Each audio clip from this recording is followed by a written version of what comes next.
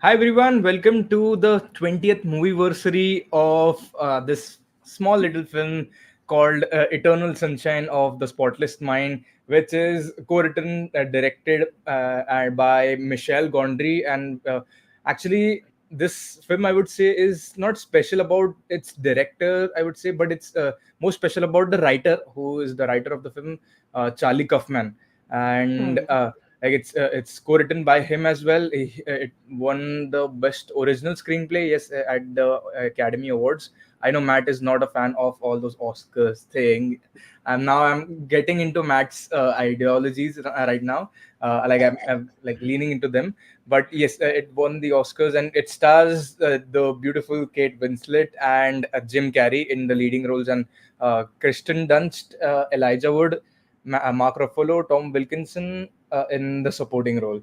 So yes, I was quite excited to watching this film. So yes, let's begin the movie anniversary, guys. So but first, like before that, please do subscribe to my channel, and hoping that I get we get to like make all like these kind of videos and movie anniversaries about like such a beautiful films. So yes, like without much ado, the first guest is Matt. Matthew is the like go-to guy for all those Hollywood and like world cinema films, which he like quite loves. So I'm quite excited to having him back after so long. I think we last made a video on Who's Afraid of Virginia Woolf. Yeah. Like that was a fun thing. Yeah. Yes, and after that, and the next guest is Suhani, who is back after the video which we made on the three of us. So Oh, that yeah. Hmm. yes, so it's her first like video of 2024 with me. This year. So three Hmm. of us, Matt, I'll recommend you. I'll you'll have to watch that film. It's a Hindi film, in Bollywood Okay. Hindi film. Yeah, you Perfect. should watch it. But yes, so without much ado, okay. Also, yes, shout out to your film, Hayan Films, who and Amrit Thukyar, who has given me this hoodie, nice hoodie.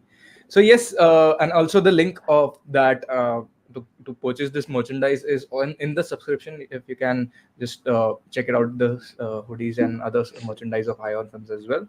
So yes, Matt, the first question to you, bro, when did you watch this film for the first time, and how was the experience like? And as compared to the rewatch you did, you mentioned that you did the rewatch with a bunch of friends who watched this for the first time. So how was your experience like in the rewatch? Well, I remember exactly when I first saw this movie, and it was on like DVD. I rented it from Blockbuster when it first came out, like when it first came out on physical media, and I was at my dad's house, and it was I can remember this specifically. It was my very first time I was like watching a movie at like a young age, being like, I don't know what the hell is going on right now until it like hit the end, and then I was like, oh my god, it all makes sense, and I was like, this is so exciting. And I was the whole reason I wanted to watch it in the first place because I was obsessed with Kate Winslet when I was younger, and just from Titanic and being a giant homosexual, I was so excited just with any time she was on screen, and I love Jim Carrey, and I was like, oh, he's doing something kind of serious. This will be neat, and it just kind of blew my mind. It was a very like important film for me that kind of made me like, oh, film can do so much more than I thought it could, and that just kind of like propelled me into exploring more things by Michel Gondry and Charlie Kaufman, because I believe Charlie Kaufman. Michel Gondry did Science of Sleep as well shortly after or Yeah, something. Yeah, yeah, and I yeah, yeah, and I became obsessed with Gael Garcia Bernal, and it just kind of led down this whole yeah. thing. And then I watched it recently with my friend. I've seen it a bunch, but I watched it recently with my friend Melanie, who had never seen it, and she loved it. And anytime I talk to someone, they're really into it. So I just think it's beautiful. So That's so great, man. That's so great. A yeah. perfect experience about that. And Suhani, coming to you, when have you watched this film for the first time, and what was So your that's the experience like exact way. I in think this?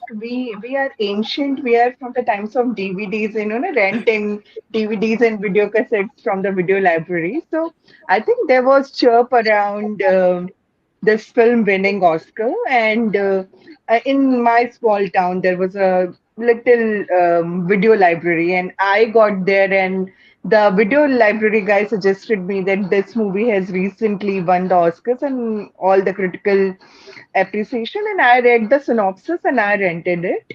I must have been very young, like maybe 19, 20, 18, 19 or something like that. And I remember that I was totally mind boggled. Nothing.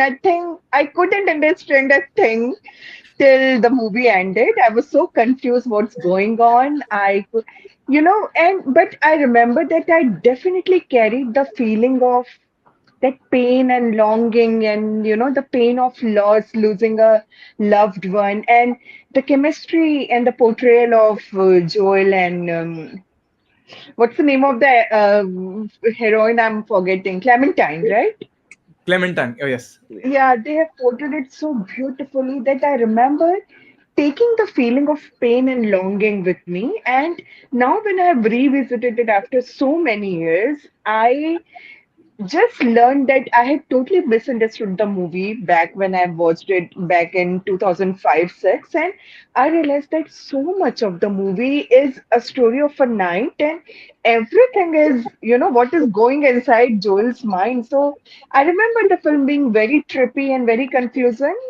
But the essence of the movie, I even got it then. And it is said that you should revisit your favorite movies in all the different phases of your life, and you will just see that you'll realize that how much you have changed as a person and how much your way of perceiving the movie has changed. So when I revisited it last night, I was wrecked. I was emotionally wrecked once again, and I just remembered that even I had totally misunderstood the movie back in 2005 or so. I still got the essence of the movie because of the beautiful portrayal and performances and characterization. That's so That's great, it. Suhani, Yeah. because that actually I watched this film for the first time in my in my creative writing class, because my professor actually showed this film in his lecture. And Hmm. because what happened was, he had an intention of showing us a film which has a non-linear screenplay. So he showed us, Yeah. and he told us to write sort of a project, some sort of a thing in our class. And we were all confused as fuck, like what the fuck is this film, like, because it's going back and forth, back and forth, back and forth. Yeah. And and this film had such a subtle music, background music in this film. It's so good. But because of this projector and the sound system in my class, it all fucked it up. But as per the story and the performances of the lead characters and the other actors as well, it stayed with me actually. And I haven't watched any Jim Carrey dark serious sort of a film ever. I don't think so. He has made. I think Matt would have a clear idea about that, because about the American films he watches. So has Jim Carrey made has been in any sort of a serious dark film Well, he aside Eternal Sunshine? I feel like there's always a sort of comedic element to the films that he does, even if it is a little bit more serious. I mean, he did The Majestic, he Yeah. did Truman Show, which I love, Yes, and man. but Do you True. remember Yes, Man? oh yeah, Yes, yes, Man is man. quite a sweet rom-com, but it also has an element of, him portraying something serious, something more than comedy. And I know he did like a Yes, yes. horror movie called like Number 23, which I had no intention of seeing. But he did a television series maybe like a few years ago that had like elements of like a darker side of like TV, which seemed really interesting. But mostly I grew up with him doing like the goofy shit, like Liar Liar, Yeah. Mask, Hmm. and stuff like that. So Mhm. yeah. Correct. Absolutely, absolutely. That's the reason, and that's actually was the most fascinating thing about watching this film actually, because I've never seen him in much a serious role, and I'm watching this guy who has made us all laugh, and this guy who's in an emotional state wherein okay, I just should patch up with my ex girlfriend Naomi, and like I still remember some character names as well, which is Joel Barish and Clementine and Naomi, and like he wants to patch up with his old girlfriend Naomi, but now he meets uh, a person who is quite stranger to her, but like in the start we get to know that okay, this is the kind of a present, but then as we go on in the film that we get to know that okay, this is not the like actually that was the future, and currently we are getting to see the past, which is a kind of erased in a like a not a chronological way, like in a reverse way, and that's quite unique in storytelling, to be very honest. I've watched it because I haven't watched like much stuff wherein the story is happening in a reverse way.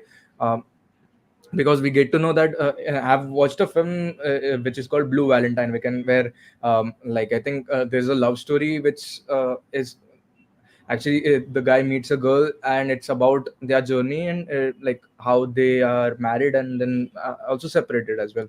So it's kind of an in a chronological order, but this is totally different, like it's 360 degree different, wherein we just see their journey in backwards, at getting erased, and that's so it was so frustrating, like Suhani at one point, that okay, what is happening, why, and then even the character Joel Barish was actually frustrated at one point that I'm just reliving all those memories, and like I just found out that okay, now I don't want to, because in those dark deep dark moments I had with Clementine, there are some other moments as well that actually are worth it to be Hmm. revisited and to be not to be erased, and that was actually quite frustrating for the characters and even for me when I watched it for the first time. But and actually back then I didn't, like after that I didn't ever rewatch that film until this until recently. I think on Sunday or Monday I rewatched that film, and it was another experience, I would say, because like just before this actually I watched a music video which is currently available on YouTube. It's uh, like I would say it's a song, I would say. Yes, I have it right now playing actually. I was just playing some time back. It's by Pink Floyd, Wish You Were Here. So it's kind of a cover song, is cover song, and it has videos of Eternal Sunshine, about how, and it's the lyrics is also damn awesome. So you Mm, guys should Hmm. check it out. It's Wish You Were Here, a song yeah, by the band Pink Floyd.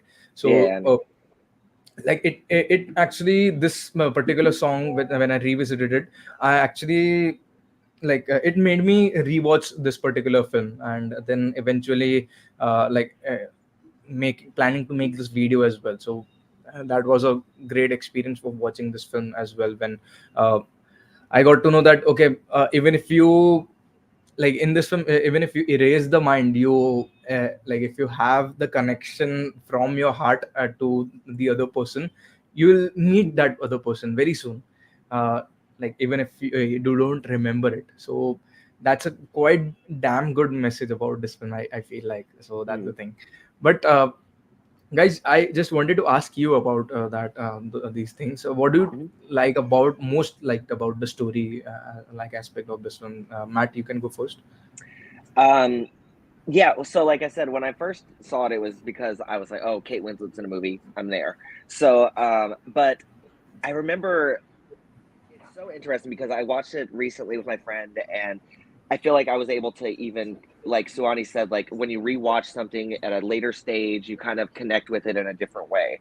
And excuse me, having been in like actual like relationships and stuff over the years and like failed relationships and like different things that have gone on, you kind of connect more with certain aspects of the film, and having this relationship that was so intense and so beautiful, and then it ends and you're just like separate, you're almost like strangers again, but hoping that there's some kind of connection still there, and maybe there is, but it's interesting to see because at the very end, which is this a spoiler It's free? obviously a spoiler because we are celebrating the It's entire films 20 and it Okay, years. should be. It's 20 okay, years good. now. It's Okay, about damn time. y'all About had time. damn time. Okay, good. And if not, it's fine. But like, Hmm. so at the end when it's like, they're like, well, we've already gone through this. It ended terribly. So I mean, why are we going to even give this another shot? What's the point? We already know where it's going to end. And they're just like, well, whatever.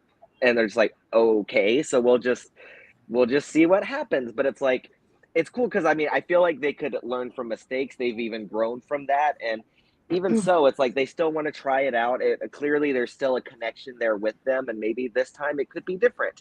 And I like that. It's interesting because when I first watched it, I was like, oh, this beautiful relationship between the two of them, blah blah.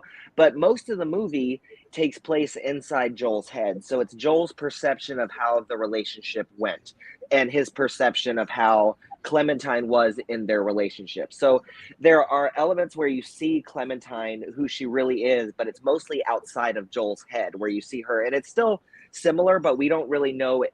I think we only see the relationship really from Joel's perspective the entire time. So I feel like it's interesting to be like, oh, I wonder how this was from Clementine's perspective because she also had him erased as well. So it's like, what did she go through? I would love to see like a version of like the memories her from her Hmm. perspective to see like what actually led to this downfall and maybe what was going through her mind during this because a lot of it seems like, oh, Clementine's crazy and she's sporadic and does all these different things. It's like, yeah, but where does that come from? And where did what led her to be this person? And like from our perspective, she could be perceived as something so simple as like manic pixie dream girl, but it's like, well, where did this come from and how did she become this Hmm. person? What led Hmm. her to be this? So I would have like loved for them to even like have some sort of perspective of hers added to it, but I still think it's really beautiful, and I love how it feels like you're watching a dream. You're inside a mind. You see things disappear. You don't see things as clearly as you may have remembered, or you remember things a different way, and it's constantly shifting as they're erasing his memory. And I think it's so great that they got like Michel Gondry to do this because even his work with music videos is really exciting because I believe he's worked with Bjork. I don't want to say that, I can't remember, and I love her music. Um, I think he did her video Bachelorette, from what I remember, and it's fantastic if you haven't seen it. And I also love the supporting cast, and I feel like that they kind of always get forgotten for me until I watch it again, and I'm like, oh shit, Kirsten Dunst in this, and I was like, oh, David Cross, and like Tom Wilkinson, who's amazing, and Mark Ruffalo. Like A it's just very young and cute Mark Ruffalo. yes, I know. I was like, oh, Yeah, he's kind of cute. So I was like, okay, he's so he's very cute, very cute. and especially after watching him in Poor Things, I was like, oh look, he's not as like nasty Yeah, as he is in this movie. But yeah. yeah, I think I've just always connected with it. One of my best friend can't even watch it because it's her favorite movie, but every time she watches it, she's just like convulsing in tears in the corner, just like so but I do revisit it every now and again because I think it's a beautiful story, and I think it's told in such a unique way that's why it's been remembered for so long, and it's propelled the careers of all those people. I think anyway, even though they were all doing great at the time, it's still something that people 20 years later are still talking about, and it's cool to see people's first introduction to that movie as well. When I watched it with my friend Melanie, and just her being like, wait, what's happening? I'm like, listen, just wait a second. It'll all make sense at the end. Just kind of like gather information, and you can puzzle piece it at the end, and they kind of do it for you, but you got to just kind of collect it along the way and then puzzle piece it later. And she did, and she was like, oh, this is so great. And I love like seeing that excitement with people having that aha moment at the end. So it's just a really exciting experience every Matt, time. actually, in the second rewatch, like the first rewatch, sorry, when I did right now, just recently, actually, at one point, even I was confused because I've watched this film like previously back 5 years back, but even I was confused that okay, is this the past or is this the future, or like what's this thing with that? And you said it correctly that we should all those do the puzzle, like joining the puzzle thing right after the film because it will, it's that kind of movie that it will solve all those doubts which we have at the very end, and that's actually great about this film actually. Yeah. But Suhani, like just wanted to ask you about this. Like, what do you think about the story of like the story and the screenplay about this film of this film? So I think the screenplay is a textbook study material, about visually portraying a very complicated, a very complex, screenplay, because most of the things are happening inside a dream, or revisiting the past and memory. And as Matthew said, even I think, yeah, I was thinking the same, that Clementine is the original OG Manic Pixie dream girl, before we had our own such characters in Imtiaz Ali's films like Geet and all. Okay. He's an Indian director. And sorry, I just lost my train of thought. Yeah, so I think that the screenplay is textbook study material about how to portray, or how to film a very complex storyline. And I would just wanted to say that I was watching an interview of Michelle Gondry and Charlie Kaufman, and their intention, primarily the writer's intention, was that they wanted to go beyond the very romantic idea of, getting inspired, about your love life from Hollywood, or perceiving your idea of love and romance from Hollywood, which is strictly limited to infatuation or attraction. And this is beyond, because love is a constant work in progress. You have to go through all kinds of insecurities and vulnerabilities and your own issues, and then you have to hate the person. If you're loving them, there will be a point then where you'll hate them too, and your chemistry won't work, and you can't stand off each other. And definitely, I think most of us have one painful memory related to a loved one, which we would really want to erase from our memory. So it's a very universal concept, and I like that how this film talks about love being, love coming with all its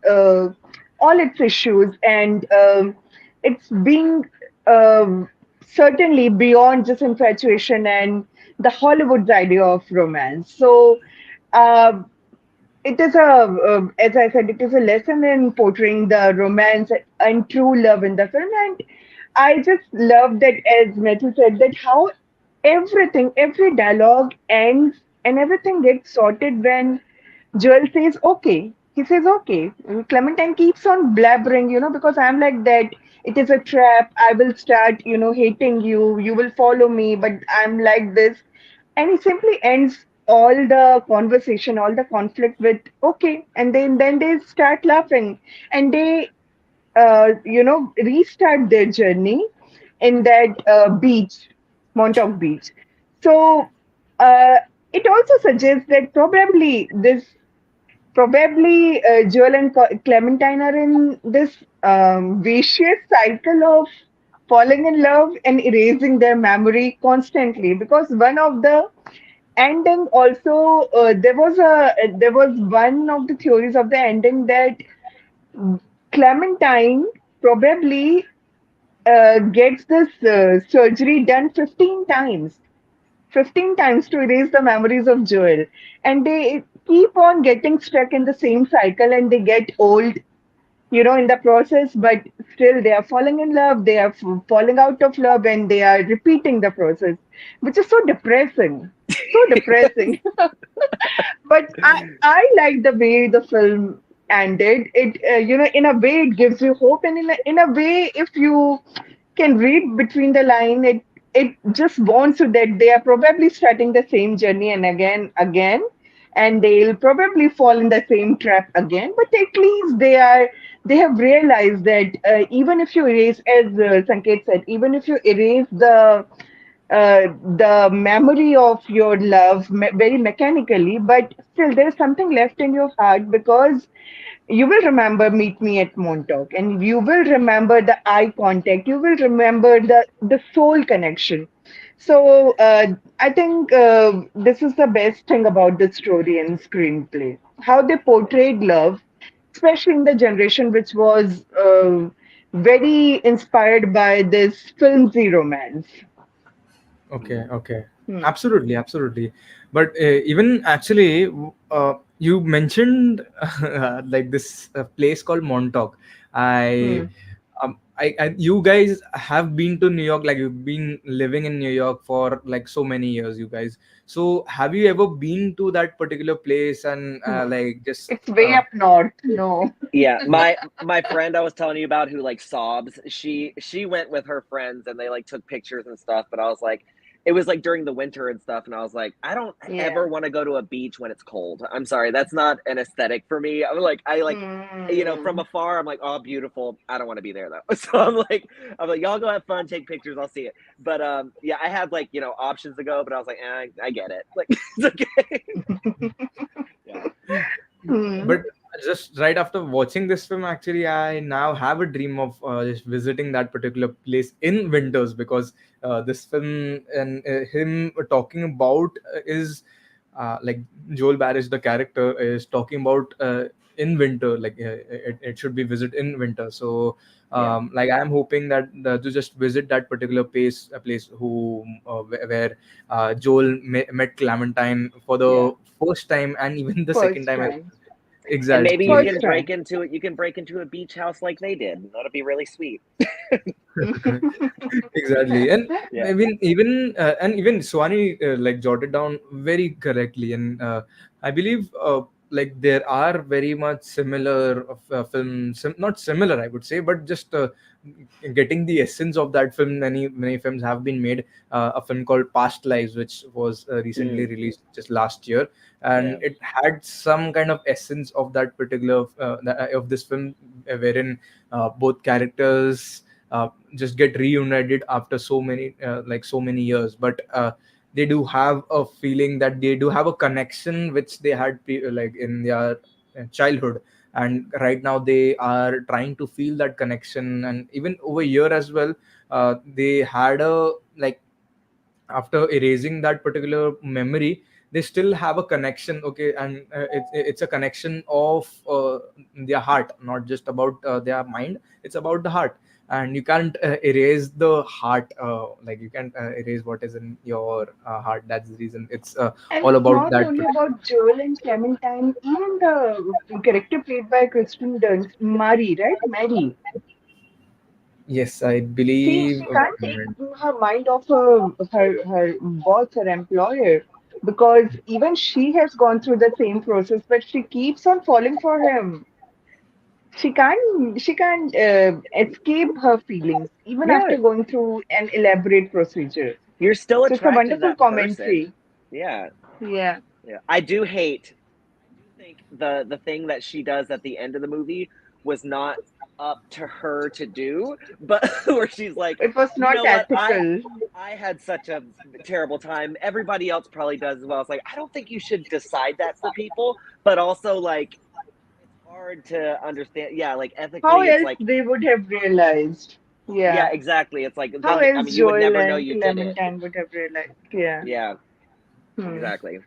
But Absolutely, they absolutely. could have still got look. They met up without knowing anyways. So like it could have happened. But then the woman who like lost her dog and like a bunch of other stuff, and it's just like it's a very painful thing. People don't want to deal with it, but it's like these things also I think can help us grow and learn and be open to newer things, newer experiences. But that's always different for each person, so it's hard to like make that decision for another person. But it's a weird, the whole thing, the whole process of like erasing memories is brain damage and stuff. So it's like, are we like willingly gonna put ourselves through that? Is that a good idea or not? Like, so but Yeah. for love, you can kind of, love makes you do crazy shit, so Yeah.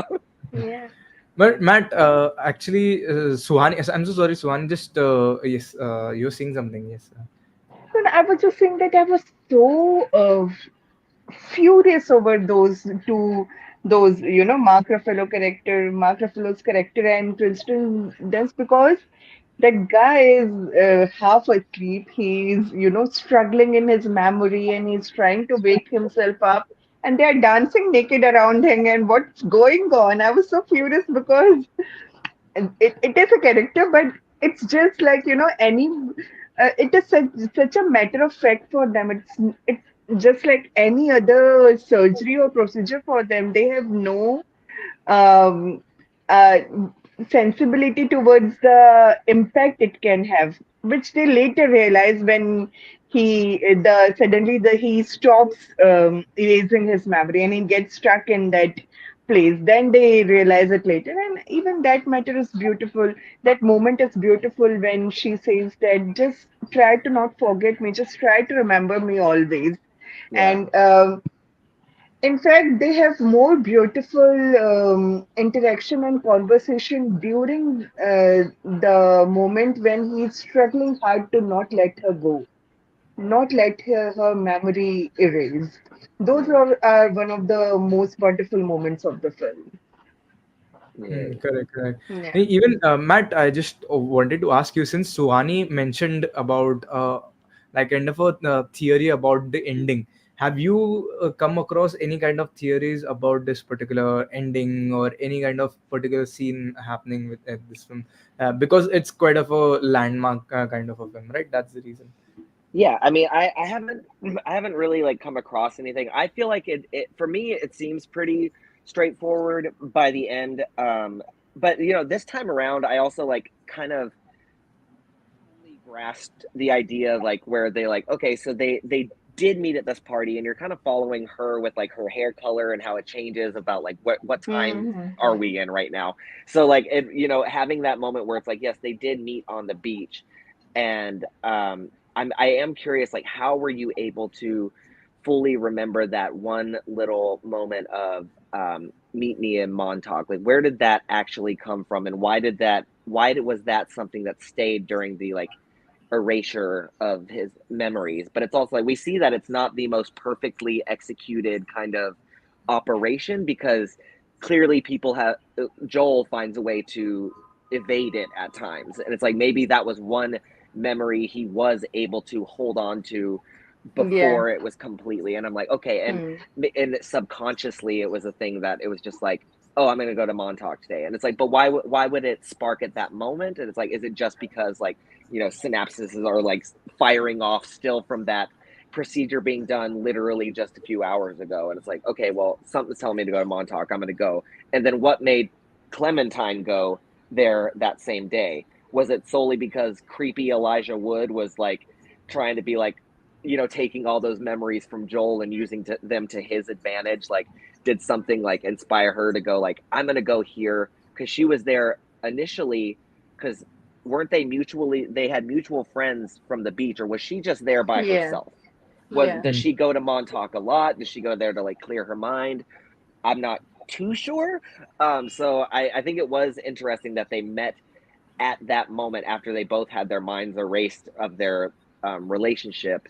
But I do feel like that last moment is them having their um, it's almost like this is a memory that's being made right now and we don't know where it's going. So like that's why it kind of Hmm. keeps like repeating itself, that final moment where it's just Hmm. like them running and then it goes back, and like we don't know what's coming forward or like what's going to happen. So I don't know if they have had their minds erased several times. I feel like this might be a new procedure, because otherwise we probably would have gotten another wouldn't they have gotten another package in the mail or something as well, like their files? Like I feel like there would have been like, oh well, there was this date, this date, this date, these are the dates where you got your mind erased. And it's like Kirsten Dunst would have sent those same. It was one of the original endings, but they definitely didn't go with it.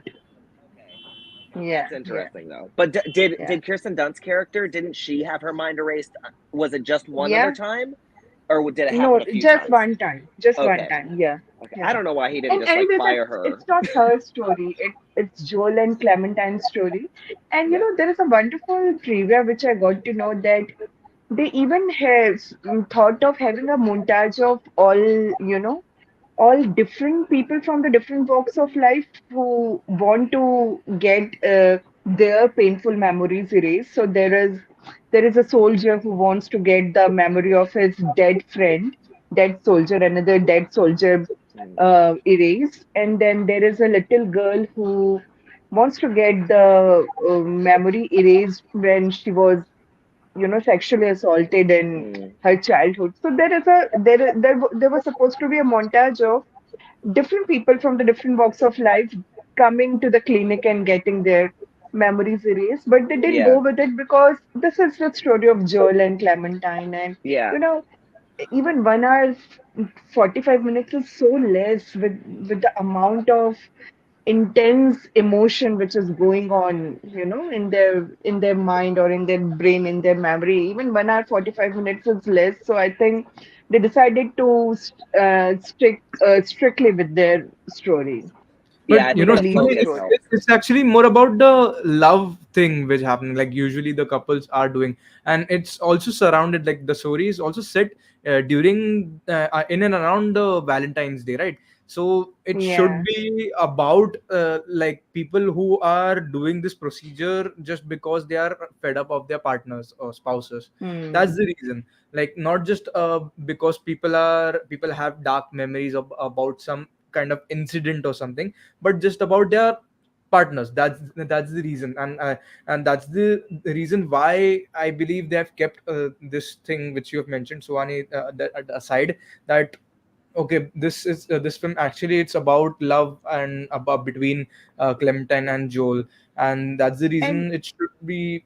about that. And it no, should it's be about wonderful love. because you brought the topic of Valentine's Day. Again, it goes back to the topic that Charlie Kaufman actually wanted to comment on love, which is above this, trivialities of Valentine's Day and, cutie, mushy romance and everything. And the love in its real and most raw form. Mm. So his intention behind the screenplay was the same. Yeah. Yeah. Wow, Have that's Have y'all great. seen other movies by Charlie Kaufman? I'm afraid I haven't. Yes, me too, Synecdoche, New me too. York. I'm yet to New watch York is my favorite. Cinephile New York, and even his other like his film, which the recent film which was on Netflix. I am thinking of Ending things. ending Oh things. yeah, I Yes. have heard great things about it, but I haven't watched it. Yeah, Watch Synecdoche, New York first. I would say yeah. just because it's. I'm thinking of Ending Things. Kind of has like a similar kind of vibe to it, but I would say it's a little bit more focused. Where like Synecdoche, New York is like on a grander scale, but both are very interesting and play with kind of similar ideas. And if you like Eternal Sunshine, y'all will get a kick out of these too. I feel like. Actually, want to watch adaptation by which Oh is yeah. written by him and Spike Jones, who's Mm. director of Her. Has directed this film. So I If want to watch Beale that. Street could talk, right? What? Spike Jones. Spike Jones has directed if Beale Street could talk, No, no, right? no, no, no. Oh That's no, that Barry was Barry Jenkins. No, Jenkins. no, Yeah. that's Barry Jenkins, and this Okay, that's Spike very Jones is the Jenkins. director of Her, who is the Okay, ex-husband of Sofia Coppola. Sophia Yes, Coppola. Yeah, Sofia Coppola, yeah. and Oh, like okay. Hmm. yes, Her and this film called Lost in Lost in Translation. Translation quite Ah, has a yes. Yeah, another meaning to them. Like universe both of going them on. actually. Yeah. This universe for it actually. That's the Hmm. good word. So on. But yes, but coming back to this film, guys. Matt actually talked about quite a few things about the acting of this film of um, Jim Carrey and even Tom Wilkinson and the other supporting actors as well. Swani, what do you think? What do you think about the acting about on the in this film, especially Jim Carrey? Because I know even I have watched him, and not just me, everyone else has watched him just as a comedic actor. And here he comes in this particular film, who is just breaking all the stereotypes and coming up with a film who is like his not in a state of mind, who wants to make some new friends. Just so, what do you think about See, the acting? especially we Indian kids, primarily remember him as the mask, you know, the very animated, extra over the top character. And he has portrayed similar characters in Bruce Almighty and this liar, liar, and similar roles.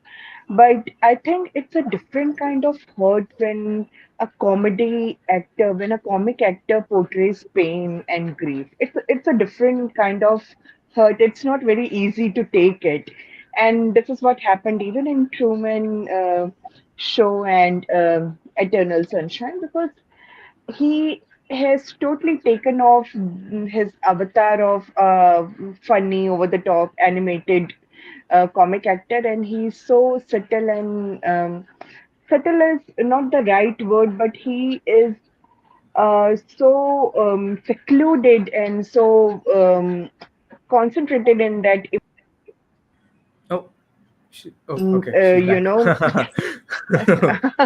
Oh, yes, yes, yes. being awkward and portraying grief, that it's a treat to watch, and he has done it even in the scenes when he's crying, and when because let me say that even many people are, or the way Joel's character is written, he's perceived as someone very sensible and introverted and very polite and everything.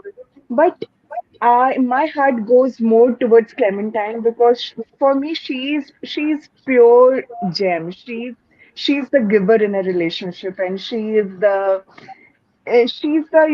wholesome soul. And I actually am not much of a fan of Joel's character, but what I'm meant to say that he brings the gray area between someone who probably is so attracted to Clementine, but also wants to change her. He is not ready to accept her striking, striking, vibrant personality.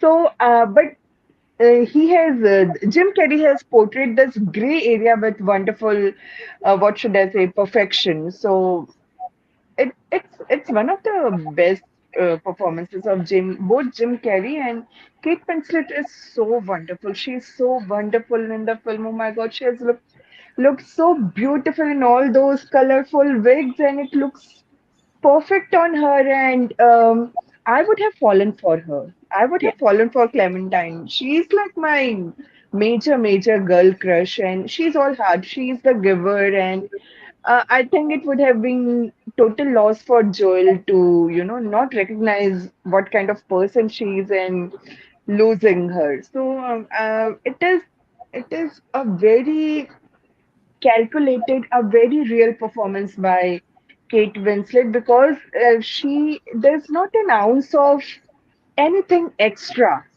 any extra twitch of the eyebrow or anything, sulking, nothing. It's so perfect. So I think it's one of the best performances of both of their careers. And Mark Ruffalo is so good. Even that girl, Kristen Dunst, is so good in the film. They both are wonderful. Even their story really affects you. Yeah. I felt really Absolutely. bad for Mary character. I felt really bad for her. Yeah. Yeah. Absolutely, absolutely. Yeah. Like, I actually didn't remember what's the backstory of this particular character of Tom Wilkinson and Kristen Dunst. But then later I got to know, okay, that her mind was also erased at least once, because she was like continuously falling up, falling for this guy who is like not his age, on his age, and he's also a married guy, and like he has a power who can do surgeries to, no, not just some random strangers, but to people who are just getting close to them as well. And he can like kind of use it for him, like for him actually, not just against him but for him. And at the end we get to see that so it's kind of a all karma getting Hmm. against him, wherein he's doing this for people's good. But then he gets to know that he has also done something wrong, and which he has performed a surgery to a girl, which he shouldn't. And that's the reason it's all getting back to him about people getting to know about this particular thing and surgery. um, but I am glad to know that this like this we haven't got to know more about what happened to him, because it's mainly about this particular couple story, who's meeting after their brain has been like just erased of like said, the memory has been erased of the opposite person. And but still, as I mentioned, I'll be still mentioning it because it's not just the connection of the mind, it's connection of the heart actually. And Mm. it's so beautifully shown. And it's I would say like actually that's the only thing I actually wanted to say. It's more about the connection, about the heart, not just about the the mind and the memories. That's the thing. So guys, anything more you wanted to add about this beautiful film, about like the cinematography, if you want to just discuss about it, because it's in Valentine's Day, and Strikingly beautiful it's yes, cinematography. Yeah. yes, absolutely. And even like the blue They are colors are capturing quite so many elements going on together. I learned when I was watching the movie for the first time that, oh, okay, she's freezed. Suhani is freezed. no, Okay, but Matt, that's not sorry, she's CGI. back. Sorry, Yeah. could you please So, repeat so it I again, I Suhani, because learned you freezed actually. I learned that the most pure and beautiful part of the film is that when he tries to hide Clementine in the memories of his childhood, which is so pure. And I learned that the moment when he revisits his childhood memory and is actually hiding under the dining table in his kitchen, that's not CGI, that's deep focus photography. And imagine they have achieved such striking feature with just pure skill and effectively using your camera knowledge and skill. And each shot of has been each the beach and then the train sequence, everything has been shot so wonderful. And yeah, camera work is amazing. But I would just like to add one thing which I found very, very funny, because critics are accused of over analyzing the movie, and trying to find symbols in every little thing. So there is a shot where both Clementine and Joel are actually lying on the ice, on the sheet of ice, like a frozen lake, and there is a crack beside them. And it was top of the town that the critics had perceived as it as it is a symbol of, or a metaphor for the fraction in their relationship, that Yeah. crack in the ice. But the director simply wanted them to lie next to the that crack in the ice so that it looks real. It doesn't look some kind of a visual effect or CGI. But critics had perceived it, again, the blame of over analyzing, over reading between the lines. So I found this trivia very funny. Yeah. Okay, okay. And I love actually, that idea. Yeah. hmm? I, Okay, I, I okay. just I love that idea. Yeah. Sorry. Okay, okay. No, Oh yeah, yeah, actually, there's a yeah. comment. Okay, so Yeah, there's a comment from Sandeep Padis. Matt Sandeep is a good friend of ours, and he has to say that kudos to about the selection of "Mera Man Tera Pyasa" in the soundtrack of the film. The essence of the song is so apt in the film. I don't remember it. So No, Ani, no, like, could you I please? remember this. Back when I watched the movie for the first time, there are three songs. One is Mera Man Tera Pyasa from Gambler. The another one is Tere Sang Pyar Mein Nahi Todna from Nagin, Reena Okay. Roy's Nagin, So, and one is, Matt, I think, actually, this Gambler and Nagin is all our Bollywood films, but I and I've think, seen and Nagan, I I think believe. the another song is Vada Na Tod. But this Tere Sang Pyar Mein Nahi Jodna is also such a quirky choice, because I just felt that Clementine, the kind of personality she has, she can definitely pick a song from the movie called Nagin. She can do that, and it just suits her personality. And they played three Hindi songs, and it was such a moment of joy as a fan of Indian cinema, Hindi cinema. And Mera Man Pyasa again goes so well with the essence of the film, as Sandeep said. amazing. Absolutely, and even he has also said something about Vada Na Tod. Uh, Yeah, third song is Vada Na Tod. okay, Yeah. I can't remember it. I don't know when it gets played because see, I don't know when I don't know these songs. It's To in the be very honest. beginning when she calls him to her home, and she offers him coffee or something, and she says that now I'm going to seduce you and something, and she laughs about it. At that moment, these three songs are running in the background, are playing in the background. Oh, that's so Okay, and cool. even Meet Me in Montauk Vada Na Tod. Yeah, I think true. Sandeep is right. Yeah. That's so cool. Okay. absolutely. Hmm. Absolutely, that's so cool. So, So, guys, thank you. Matthew, Yes, yes, yes. Matthew, Vada na tod means don't break your promise. Oh, okay. Remember That's your awesome. promise. Yeah. Oh, that's Mm. beautiful. It's That's it's quite yes, literally translates to that actually. Yes. Mm. But guys, thank you so much for Thank joining, you. and thank you so much uh, for coming and like having yeah. a celebration about this amazing film. And I'm sure that like much more people will be doing kind of these celebrations over the years, like 25 years, 30 years, because it's timeless. Because even if you just erase your memory, you'll your connection, if you have a connection with that particular person, it's not about that from your mind, but it's about from your heart. I'll Hmm. still say that, and it's Yeah. all about the connection from the heart. And that's the main purpose of this film. It tells us. And thank you so much for joining Thank Matt you, and guys. Suhan Yeah. for Thank It y'all. was I'm so wonderful. happy. Wonderful. yes, absolutely, absolutely. And also you can follow Matt on Instagram, or I believe his, you can like Matt, you can share your Yeah. It's Instagram it's handle. It's underscore Matthew Cody Lang underscore. Yeah, that's it. yes, absolutely. And even you can follow Suhani like uh, with actually Cinema and beyond.